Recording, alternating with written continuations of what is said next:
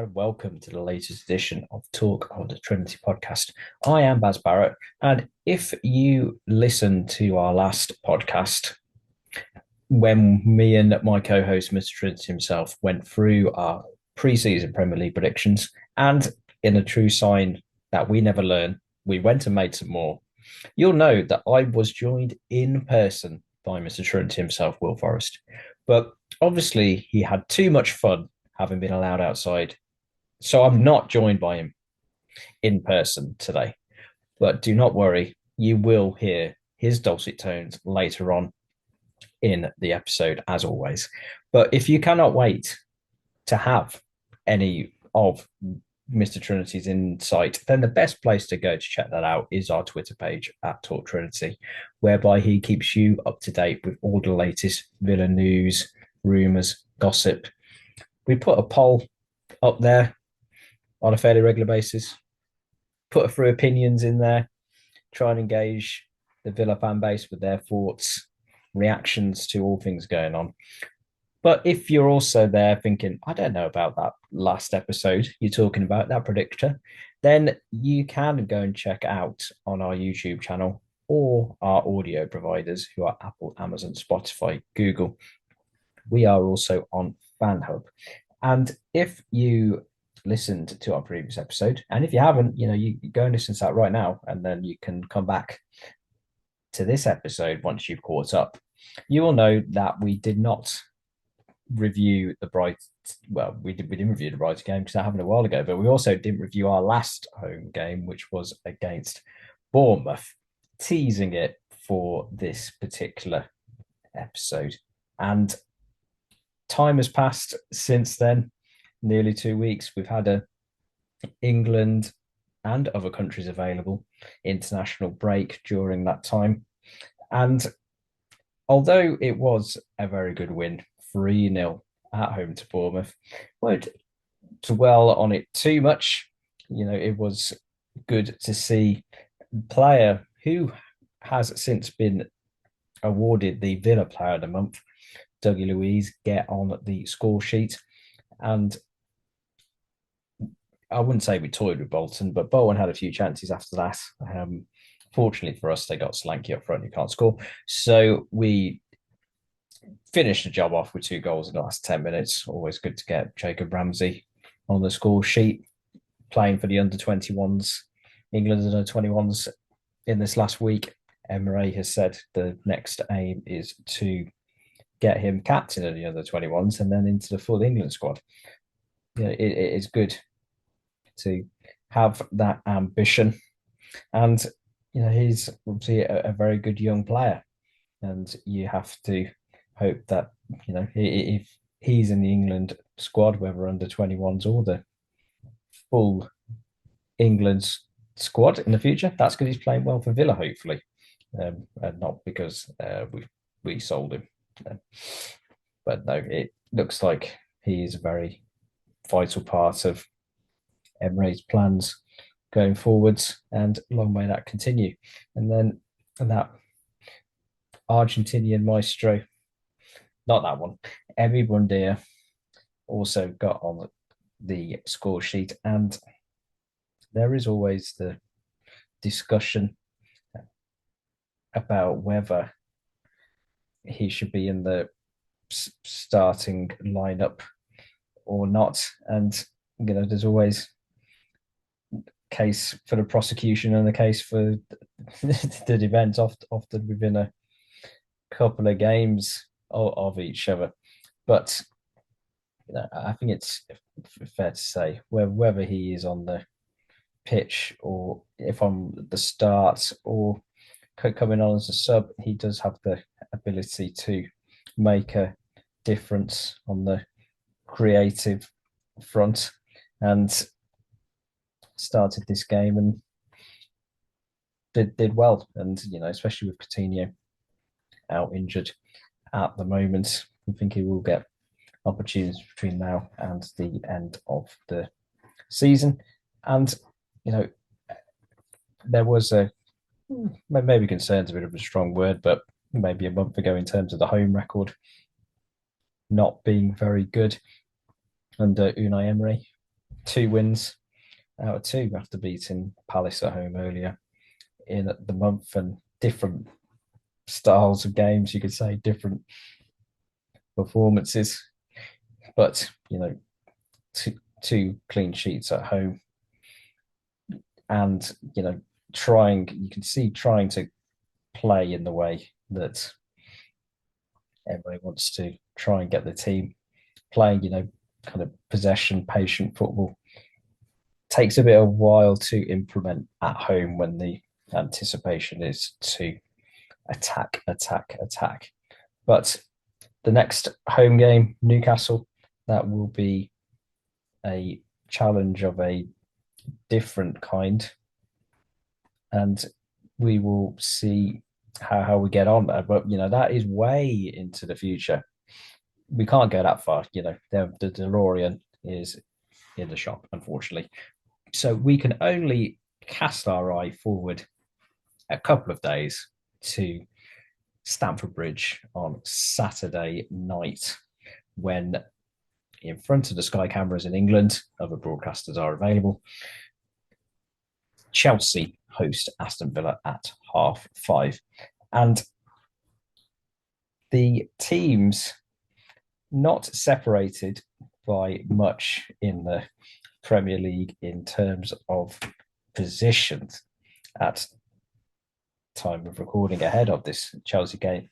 Chelsea are 10th, Villa are 11th, both on 38 points. And it's fair to say that there was probably slightly different expectations before the start of the season in terms of where they were going to finish. Villa outside chance, hoping for European football. Chelsea started the season in the Champions League, which they are still in after they were coming Dortmund in their last European match. But a crazy season on and off the field for Chelsea. Tuchel sacks early on. Graham Potter comes in. If you want a bit more of an in-depth discussion about Chelsea, check out our Premier League, the season so far episode, the prediction recap, and the future predictions, because we talk about Chelsea in more detail. But safe to say 10th would be seen as underachieving for this Chelsea team. Although it does mean, as time recording, history can repeat itself, like when they won the Champions League in 2012, came nowhere in the league and still took the ultimate prize. But their expectations have not been met, and the pressure is on Graham Potter. And going into the game, their last home game, they drew at home to Everton 2-2. In Premier League terms, beat Leeds 1-0. They lost to Southampton 1-0 at home, which really was probably one of the lowest points of their season. They've drawn 0-0 at home to Fulham, beat Palace 1-0, and lost to Man City at home 1-0. So that's their Premier League home record in 2023. And in terms of its goals, really, where Chelsea, surprisingly for the amount of money they've spent, have struggled. 29 goals in 27 Premier League games. The defence has been good, 28 conceded, one of the better defences in the league. But in terms of those 29 goals scored, unsurprisingly, every team in the top half above them has scored more. And then you go to teams below them in the league. Villa scored 35, Leeds 35, Leicester 38 in 17th. So really disappointing return. I mean, you could say that's, well, because they haven't got a recognised striker, but when you spent $8 gazillion, you would expect them to. So bringing that on to Villa and how they're going to set up. I mean, it's unfortunate that Matty Cash is not going to be playing. He is injured for a few weeks. Positive side, Kamara may be fit, and Donker may be fit. So away from home, Villa better under Unai Emery. know how they are, you know, set up to play on the counter. And does that mean that there will be a spot for Leon Bailey in his pace on the counter attack, or do you keep the same team in terms of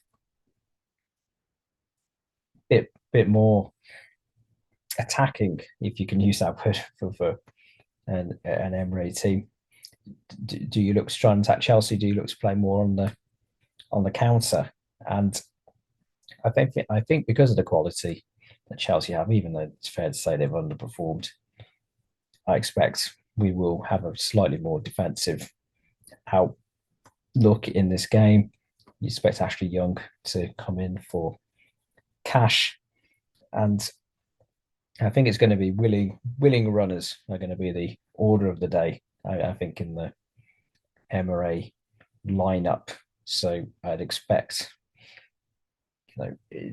depending on fitness, of course, you'd expect Ramsey to play for his pace. I mean, begin, he's all a near cert in the starting lineup nowadays.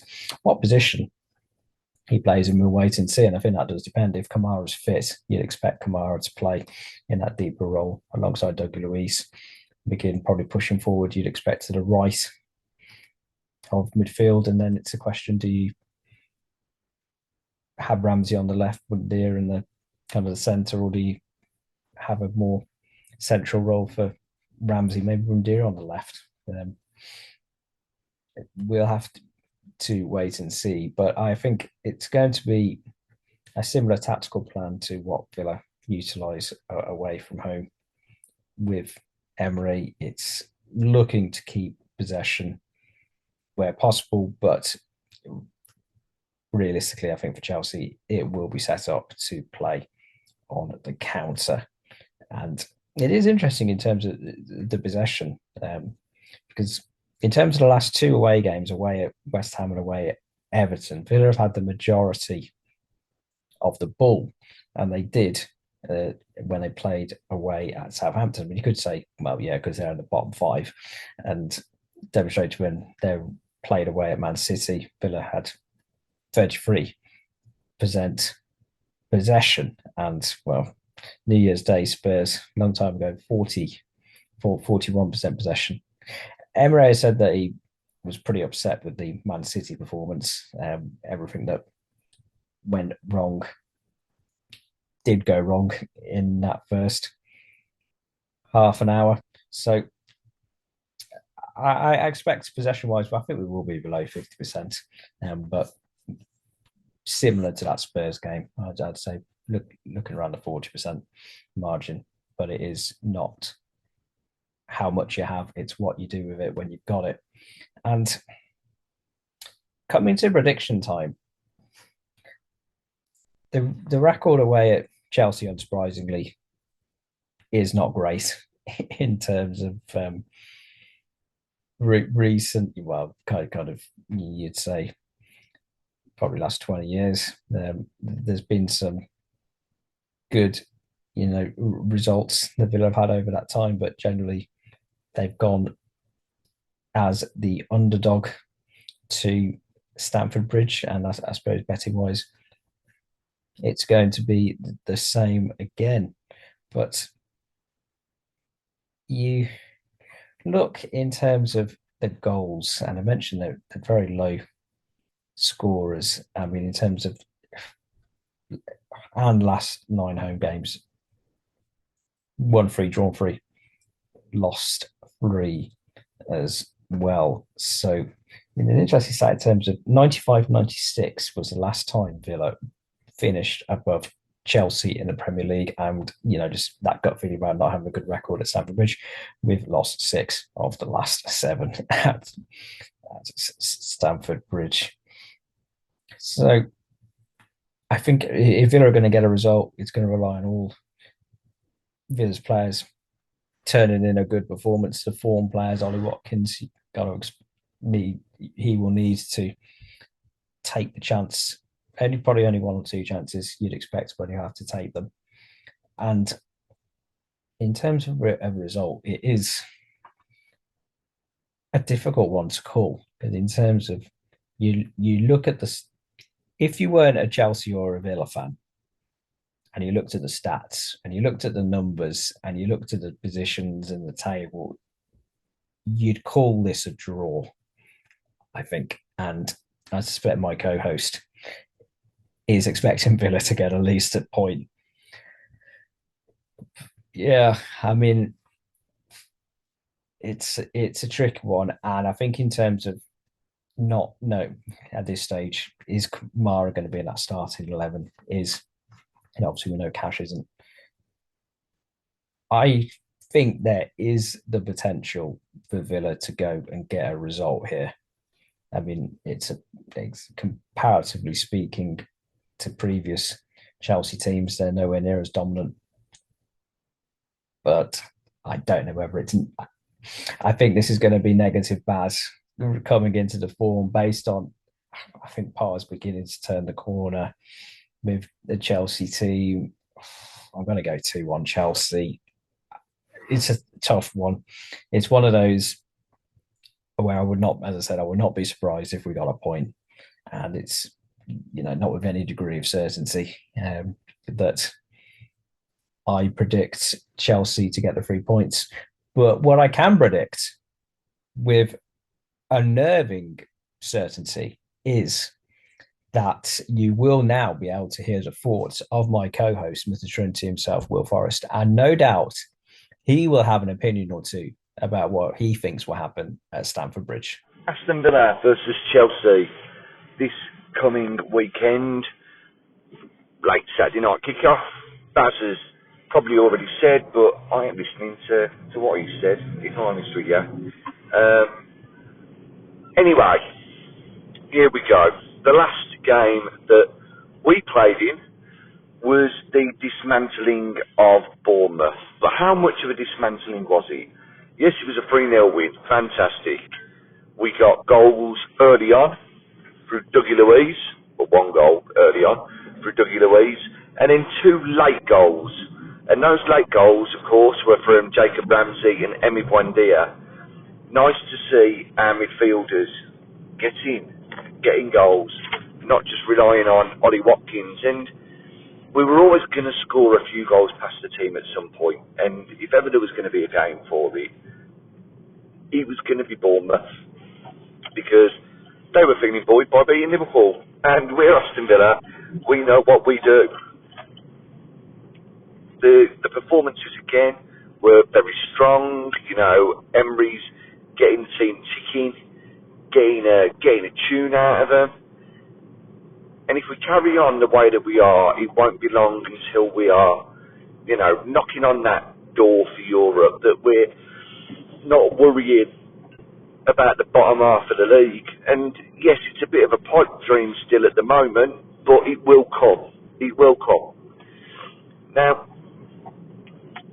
moving on, we got Chelsea this weekend, and of course, if you've heard our Premier League predictions, we haven't really put Chelsea too high up in the league. Now, I had them 5th at the start of the season in the Premier League predictions, the first one. I had them 5th. Baz had them 4th. I know more about football than Baz. Evidence. We've both got them finishing low down now in the league. Lower than they would have expected at the start of the year. But you're starting to see the shoots of recovery under Graham Potter. And it certainly feels as though Graham Potter will get them playing the way that he needs and wants them to play. He's got an abundance of talent. They say he's got a 50-man squad. It's probably not quite that many, but it's, not too far off in the grand scheme of things. So, where are Chelsea dangerous? This season, you'd say they're not dangerous anywhere, really. Though João Felix seems to be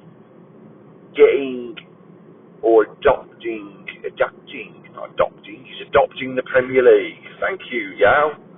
Thank you. No, he's adapting to the Premier League. It's something that we'll have to be wary of. Kai Havertz is in his own admission, a Chelsea hero one week, and then the next week he's a Chelsea villain. Now, we only need us to be villains at the weekend and be party poopers.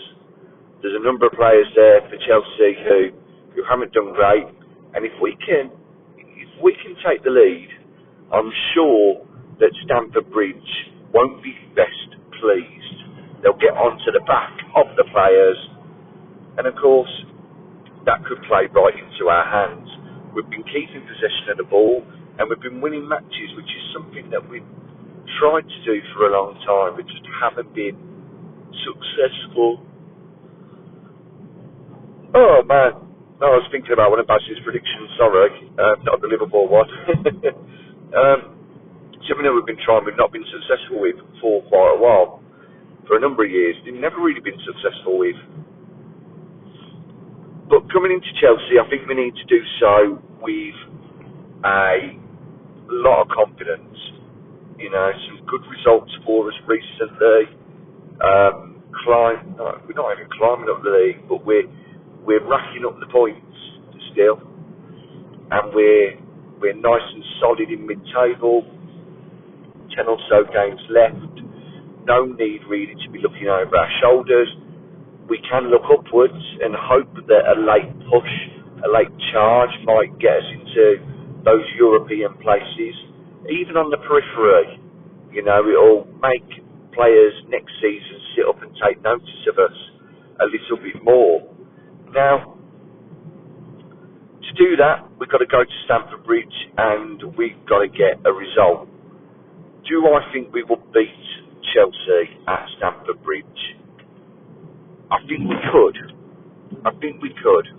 I wouldn't be surprised if it was 2-1, but my gut instinct is going to tell me 1-1. Well, it's going to tell me, it does tell me 1-1. It is my gut instinct, it's not my belly rumbling. I've already had a pizza. You've got to be looking at the team. Martinez in goal. Right back. Will it be Chambers or Ash? For me, it's going to be Ashley Young. Him up against Raheem Sterling, trying to wind him up. Finger beauty. Contra and Mings at centre back, and Alex Moreno at left back, as he's in just ahead of Luca Dean. Midfield, Dougie Louise and John McGinn. Though don't be surprised to see Boubacar Kamara start in centre mid, now that he's back, along with Leander Dendoncker.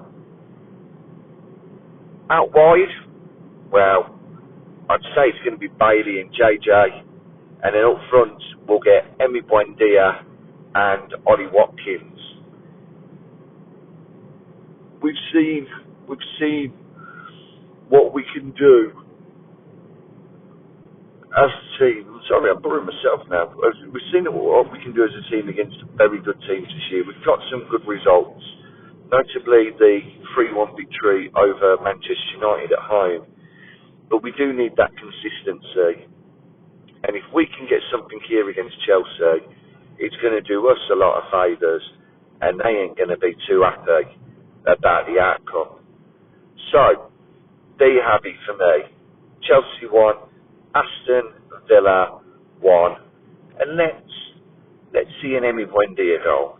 An Emi Buendia goal. That would be a bit of nice. Anyway, cheers, Tar. Thank you very much. Baz is Villa till he dies. I'm Villa till I die. Speaking of nice, make sure you're having a biscuit and a cuppa while you're listening to this. So you'd have to rewind it now and listen again, but it gets our views up. That'd be great. Thank you very much. You're going to dunk a biscuit though. Make sure it's something good. You know, you don't want none of these ones that are like Chelsea that really are just ordinary and pretend to be fancy like a chocolate digestive. Nah, you want the real deal. You want a jammy dodger. But saying that, he wouldn't do very well in the cup. So maybe that jammy dodger's the Villa. Anyway, cheers, sir. Thank you very much. Up the Villa.